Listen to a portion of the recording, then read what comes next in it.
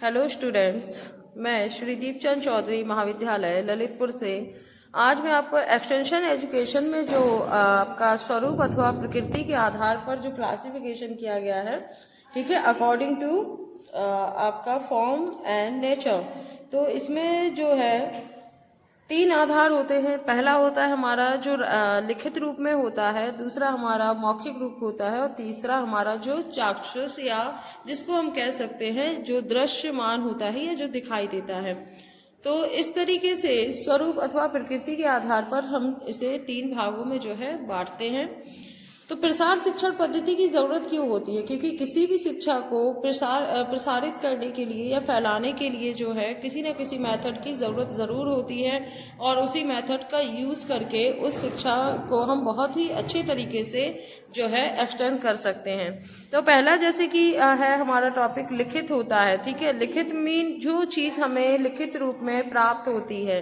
तो पहले आ जाएगा हमारा पॉइंट, वो होगा छपित या मुद्रित सामग्रियां।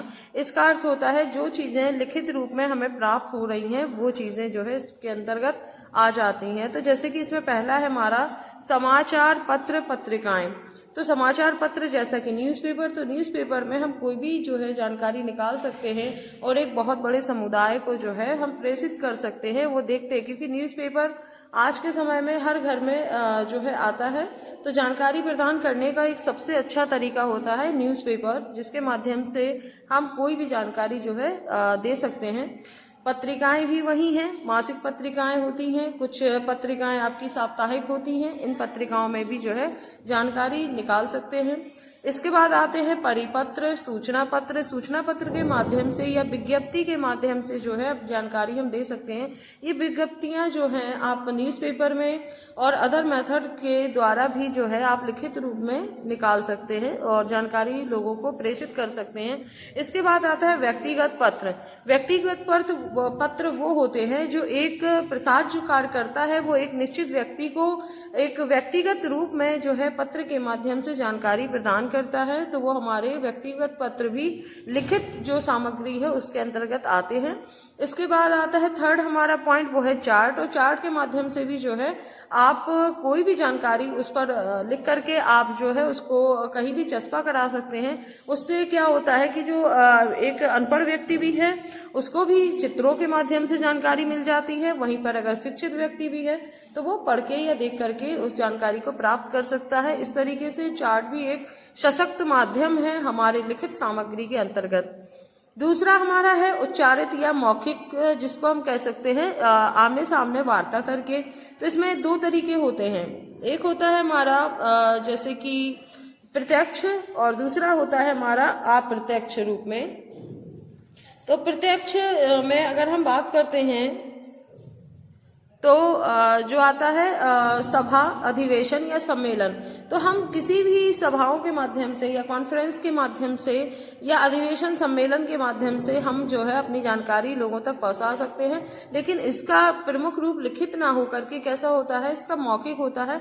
यानी वार्ता द्वारा या बोल करके जो चीजें जानकारी हम दूसरों को प्रदान करते हैं उसमें ये सभा, अधिवेशन और सम्मेलन ये बहुत ही सशक्त माध्यम होते हैं। लेकिन ये जो 3 चीजें हैं ये आपके सामूहिक संपर्क में भी आ जाती हैं। इसके अलावा आपका ये जो आती है जो महान स्तर का जो आपका सम्मेलन वगैरह होता है उसमें भी जो है आपका ये सारे पॉइंट्स जो हैं आ जाते हैं। तो सामूहिक संपर्क में सबसे अच्छे पॉइंट है कि सभाओं के माध्यम से, अधिवेशन के माध्यम से और सम्मेलन के माध्यम से आप जानकारी प्रदान कर सकते हैं। वहीं पे दूसरी की बात करें फॉर्म तथा घर पर भेंट, तो ये व्यक्तिगत रूप से जो संपर्क किया जाता है उसमें ये बहुत ही बढ़िया है। क्योंकि भारत की जो ग्रामीण जनसंख्या जो है वो कहाँ निवास करती है, गाँव में। और गाँव के लोगों का जो प्रमुख व्यवसाय होता है वो होता है खेती। इसलिए या तो हम उनके खेत पर जाकर मिल सकते हैं या उनके घर पर जाकर के उनको वो जानकारी हम प्रदान कर सकते हैं। इसके बाद सामूहिक संपर्क में आपका जो एक सामूहिक चर्चा का जो है एक ये भी बड़ा प्लस पॉइंट होता है। क्योंकि इसके द्वारा आप किसी भी आपके ग्रामीण स्तर की जो भी समस्याएं हैं उनके समाधान के लिए ये सामूहिक चर्चा बहुत ही बढ़िया होता है। क्योंकि इसमें अवसर मिलता है गांव के लोगों को भी अपनी बात रखने का, अपनी समस्याओं को बताने का, जिससे कि समाधान उनका तुरंत हो जाता है और प्रसार कार्यकर्ता को भी जो है अच्छे परिणाम मिलते हैं अपने प्रोग्राम के।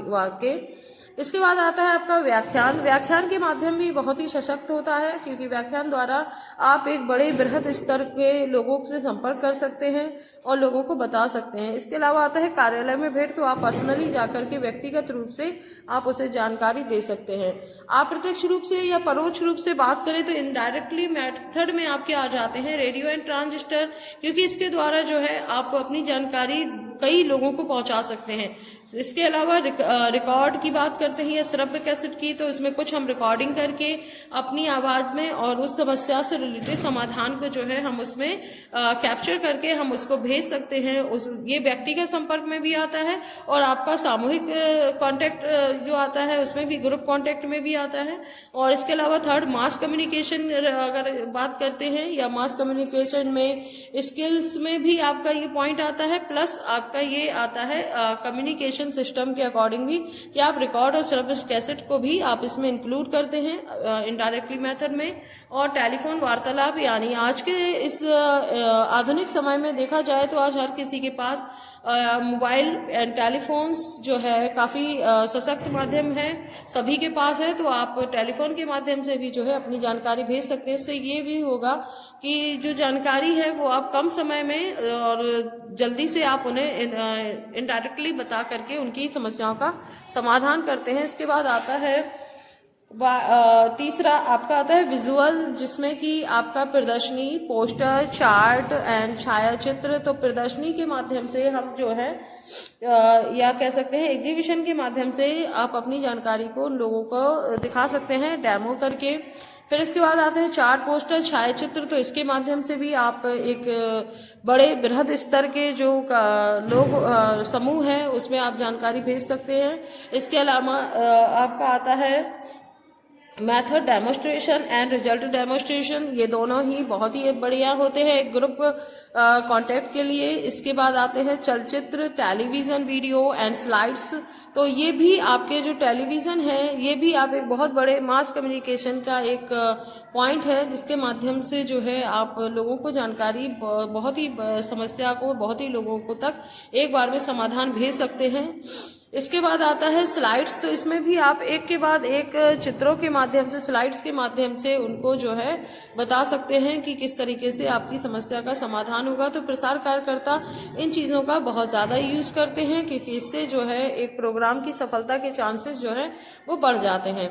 इसके बाद बात आती है नाटक की। तो नाटक आज भी लोगों में जो एक समस्या के समाधान के लिए बहुत ही बड़ा एक सशक्त माध्यम होता है, जिसमें कि एक नाटक की कोई थीम लेकर के या कोई चीज लेकर के उसको प्रदर्शित किया जाता है, जिससे लोगों में देखने की भी रुचि होती है और उस समस्या के समाधान जो है वो भी उन्हें मिल जाता है और कार्यक्रम की सफलता जो है वो काफी 100% तक चांसेस हैं जो बढ़ जाते हैं। इसके बाद आता है कठपुतली। तो कठपुतली जो है वो भी आपकी 6 टाइप्स की होती है, ठीक है। तो उनमें से किसी भी एक कठपुतली का यूज करके एक उसको नाटक की थीम दे करके और उस समस्या का समाधान जो है निकालते हैं। तो इस प्रकार से देख सकते हैं कि स्वरूप या प्रकृति के आधार पर जो है 3 तरीके से वर्गीकृत किया गया है, एक लिखित रूप में, एक मौखिक रूप में और एक चाक्षुष रूप में, जिसमें हम कह सकते हैं कि विजुअल जो होता है उस रूप में जो है हम देख सकते हैं। और बाकी जो जितने भी पॉइंट्स हैं इनको आपको अच्छे से देखना है। एग्जामिनेशन में ये आपका लिखित रूप में सिंगल भी पूछा जा सकता है, शॉर्ट क्वेश्चन में। अगर बात करते हैं लॉन्ग क्वेश्चन की तो ये पूरा ही आएगा कि स्वरूप अथवा प्रकृति के आधार पर वर्गीकरण कीजिए। तो आपको ये याद रखने हैं और इनको अच्छी तरीके से आपको उसमें नोट डाउन करना है। आप इस तरीके से आप इस क्वेश्चन का जो है वो हल कर सकते हैं। इसके बाद मैं आपको नेक्स्ट में आपको अकॉर्डिंग टू फंक्शन, ठीक है, तो कार्य अनुसार किस तरीके से इसको वर्गीकृत करते हैं वो बता देंगे। धन्यवाद।